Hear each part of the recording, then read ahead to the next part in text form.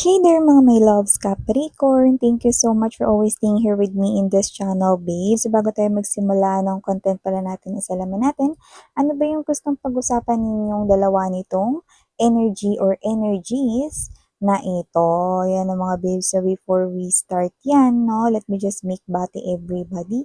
Hi and hello there, new subscribers. Ako po si Yan. Welcome tuloy. At sa mga returning viewers, thank you sa inyong walang sawang suporta. So, yun nga, kung hindi nyo pa knows, meron pa po tayong other channel. Ang link po niyan ay nilagay ko sa description box na reading na ito. Kaya naman kung interesado kayo na tumambay din dyan, then, kita-kita din tayo there. At sa mga nandoon na maraming thank you po sa inyong lahat. So, yun nga mga babes, no? Wala po tayong gender dito, babae, lalaki, LGBT, lahat po kayo welcome. Pwede nyo rin pong pagpalit-palitin yung roles kung gusto ninyo since this is general reading. At syempre at the end of the day, palagi po kayong may free will na malaya nyong gamitin anytime, anywhere. So yun nga mga babes, no? And also, okay, kung merong cross-watchers dito si Capricorn, welcome din kayo, no? Kung meron namang Capricorn placement sa kanilang birth chart or natal chart, welcome din. So yun nga, no, let us see. Archangel Michael, thank you so much. Together with the angels and guides and ancestors of Capricorn, can we get messages right here for Capricorn, please? Can we get messages right here for Capricorn? Ano ba yung mga gustong pag-usapan nitong energy or energies na ito connecting kay Capricorn? No? Ano yung gusto nilang topic, pag-usapan, no? Nilang dalawa ni Capricorn. Can you please show me? This reading is intended for my Capricorn people. What are the topics na gusto nilang pag-usapan kasama si Capricorn?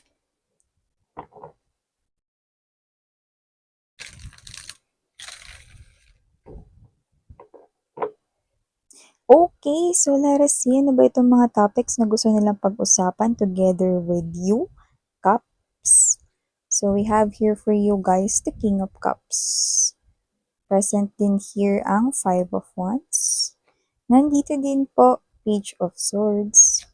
Present din here Eight of Cups. Knight of Wands energy ay present din. Full card energy. Bottom of the deck, we have here the Three of Swords, Seven of Swords energy.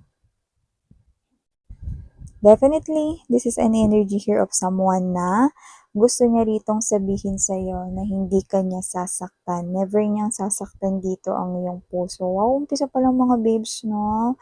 Yun na agad yung gusto niya ritong sabihin sa'yo. Pero kung ang gusto mong malaman at taas kilay ka kung ikaw ito na, miss yan, baka salita lang yan. Yan, no? Baka naman sa umpisa lang yan. Yan, no? So, kasi naman tong energy na to, no, from the looks of this, no, because I'm an energy reader and I'm reading his or her energy, nakikita ko rito, no, na yung energy niya is, okay, isa siya rito na emotionally available na tao at isa siya rito na romantic. Yan. So, sa kanya rito, no, the way this person here behaves sa kanyang energy, possible na family-oriented din siya. And this is someone here as well, no, na posibleng mapagmahal sa kanyang ina. At kapag ka ganun ang energy, this person right here is not someone who is trashy or someone who played games with someone's heart, no? So, maaring yun, iyon. Yan, mga babes, no? Hindi naman siya dito mama's boy or what, no? Or parents girl or whatever, parents boy, no? Wala namang ganun. But I think this person here loves his or her parent or particularly loves his or her mom so much. Okay? At kung meron pa siyang lolo lola rito, no, nakita ko very loving rin siya sa kanila. Yan, no? Mapagmahal siya dito, mga babes, no? Pero siya yung klase ng energy na kahit ganyan siya, mapagmahal siya, ginagamit yan para abusuhin siya rito ng mga past na naka-in relationships niya. So, ibig sabihin, mga patapon yung mga energies ng mga nakarelasyon niya before, no? So, hindi pinahalagahan yung love niya rito. Okay? At saka siya yung klase ng energy na nahihirapan rito na mag-move on every time na nabu-broken hearted siya sa love, no?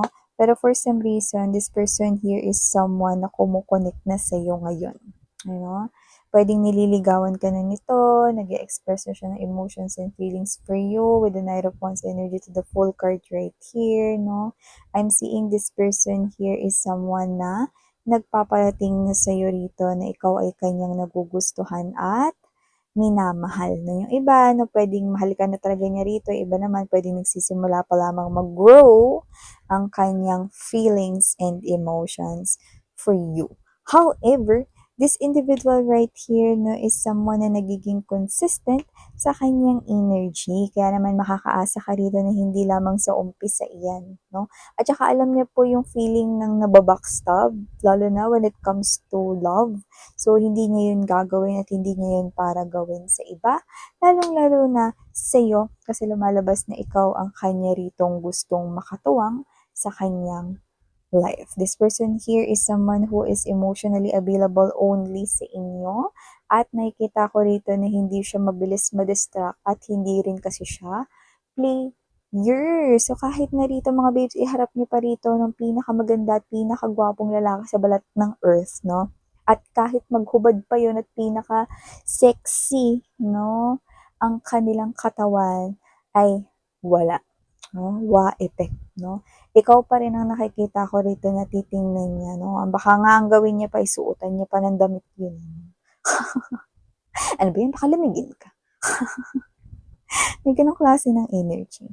So, gentleman siya, gentlewoman nakita ko rito at ang pinaka-importante, stick to one. Yan mga babes, no? So, yun nga, medyo may ano lang siya, pagkaseloso at selosa at medyo may pagka-sensitive a little bit, pero carry lang, no, manageable naman mga babes, no? This person, someone here na magpoprotekta rin sa inyo.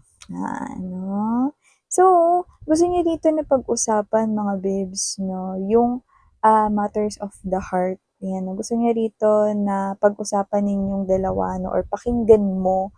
More likely, ang gusto niya is pakinggan mo siya, makinig ka sa kanya rito, no? Kasi maaaring ikwento niya sa inyo or pag-usapan nga ninyo yung magiging galawan niya sa inyong relasyon. No? And it will sound very comforting sa inyo. No? Lalo na may mga energies ako nahagip dito na galing kayo sa sakal. Yan, no? Hindi yung literal na sinasakal, kundi yung nakakasakal yung ex ninyo. Toxic, love bomber, no? Gaslighter, no? At kung ano-ano pa na parang hindi na kayo nakahinga sa relasyon ninyo, no? Nakakasakal ganon. No? This person right here, no? Gusto niyang marinig mo rito, no? Yung kanya ritong parang plataforma. So, yung iba siguro nililigawan pa lang kayo nito, no? Kasi parang alam mo yun, may energy rito na parang halalan or whatever. Baka tatakbo siya. Baka isa siya rito, no, na public servant, no? Or baka gusto niya tumakbo rito, no, na official or whatever, you know? But, okay, just take only what resonates, no? Hindi ko mo sinabi ko yun, yun lang yung kadil ninyo, no? So, maliban dyan, no, this person right here is definitely high chance running or ready to compete sa iyong heart. No? Gusto niya rito mga babes no, na marinig mo kung paano siya sa loob ng relasyon, kung ano yung mga ginagawa niya no, or gagawin niya no, to make your relationship here stronger. Yan, no? At gusto niya rito na malaman mo na isa siya ritong mabuting tao. And kung meron man siya rito mga places na gustong puntahan, nakikita ko rito na maaaring banggitin niya sa iyo na gusto kanyang dalhin sa kanilang bahay, ano? Kahit hindi ikaw si Jopay. Jopay, ano? Dadalhin kanya sa kanilang bahay, ano? Pero hindi para ikulong doon, kundi para ma-meet mo ang kanyang oma at pa. Yan mga babes 'no, ibig sabihin 'no, hindi pa ito meeting the parents, wala pang kasalan dito, pero dahil seryoso ang lolo't lola mo 'no, seryoso itong energy na kumo-connect sa inyo, gusto niya ng makilala ka ng kaniyang pamilya, ano. So, ibig sabihin 'no, matino talaga 'tong guy na 'to or itong girl na 'to kasi hindi ka niya rito dadalhin 'no, sa madidilim na mga lugar kundi sa mismong bahay nila upang i-introduce sa kanyang loved ones, 'yan 'no. Kung hindi sa loved ones niya rito 'no, sa kanyang mga friends, 'yan mga gano'n 'no. I mean kung hindi sa family niya, sa kanyang mga friends, 'no. So 'yan, okey lang ba 'yun daw sa'yo, papayag ka ba kung imbitahan ka niya sa kanilang house, 'yan 'no, kahit na, um, what's this, kahit wala namang housewarming party. 'Yan, kung okey lang sa'yo na makasama yung mga friends niya rito, 'yan. Kasi gusto niya rito makilala mo yung ano niya, mundo niya. 'Yun yung nakikita ko rito, Capricorn. And also mga babes 'no, maaaring mapag-usapan niyo rin dito 'no, na ayaw nitong person na 'to na mapag-uusapan ang ano man na may kinalaman sa past, 'yan, okey? So lalo na kung mababanggit lang, ayaw niya 'yun, lalo na nagsisimula kayo rito ng bago, 'yan 'no. So 'yun ay maaaring very specific 'no, for someone watching na mga viewers natin diyan 'no. Siyempre sino ba naman yung gusto pag-usapan yung past, past na nga 'yun. Mag-focus na lang kayo sa inyong connection mga babes 'no, 'yan. At saka sports din siya rito 'no, yung mga nililigawan pa lang kayo nito o nagpapahatid pa lang 'to ng emotions and feelings sa inyo ta's may iba rin kayong mga suitors 'no, fair and square siya rito 'no, at saka sports din po siya 'no, patas din siya rito 'no. Kaya siya 'tong mga babes na parang ang gusto niya lang dito is 'wag kayo ma-pressure. 'Yan 'no, kung meron man kayong mga options in love 'no, 'wag daw kayo ma-pressure basta take your time lang daw, 'yan 'no. Hindi siya dito nagpapa-macho or nagpapabebe na sinasabi niya na, "Okey lang, take your time," ano. 'Yan, hindi gano'n, hindi mahangin yung dating kundi this person right here 'no is parang siguro yung iba sa inyo kung meron man kayong other options in love na siguro nahihirapan kayong mamili 'no, this person here is telling you na tiyoni or parang slowly or parang bagalan niyo lang 'no, i-savor niyo lang yung feeling 'no or para makapili kayo ng maayos, gano'n 'no. Kasi gusto niya rin dito 'no, sa dulo is kung ano yung mapipili ninyo, yun yung para sa kanya is, tatanggapin niya. Ngayon kung mapipili niyo siya kung hindi pa kayo 'no, isa yung malaking blessing sa kanya. Kasi walang ibang laman yung isip niya rito tsaka puso niya kundi ikaw lang, Kaps. Yehey! Yan, kitang-kita ko yun dito mga babes 'no, kahit na mag-sunglasses pa ako.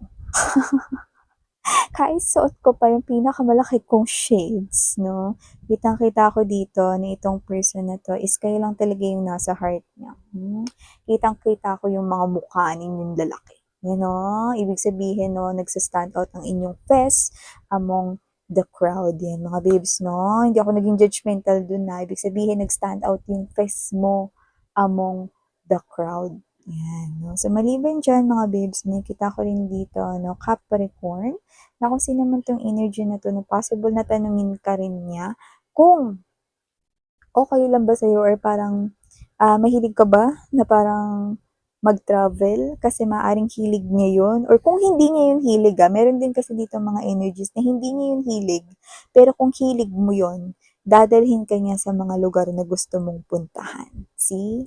Sabi ko sa'yo romantic siya, eh. 'Yan 'no, yung nakikita ko dito 'no, plus hindi lang 'yun 'no. Napatag ito, kunwari pupunta kayo dun sa lugar na gusto mong puntahan 'no, ngayon aalamin niya rin dito siyempre ano ba yung mga gusto mong kainin 'no, yung mga favorite mo pang kainin yung kakainin niyo dun 'no, or bibilhin yung mga drinks favorite mo pa, so 'di ba? Mas mas mararamdaman mo yung special ka talaga 'no, para dito sa taong ito. Taray 'no, alam mo bungad pa lang talaga nakita ko na 'to. Tsaka alam mo, kapag ang isang lalaki or isang babae, LGBTQs of course welcome din kayo 'no, mahal niya talaga yung parent niya or yung mom niya, ay grabe. Okay? Iba talaga mag-give out ng love yung mga laking mom or laking lolo't lola. Yan, no? So, ito yung mga mensaheng nakuha ko coming from this person here na gustong makipag-usap sa'yo. Capricorn, thank you so much sa oras mo. And again, I'm Yan, Sarang Hiya. Please check out other channel if you're interested. Lagay nilagay ko sa description box. Yan, Sarang Hiya, love and light.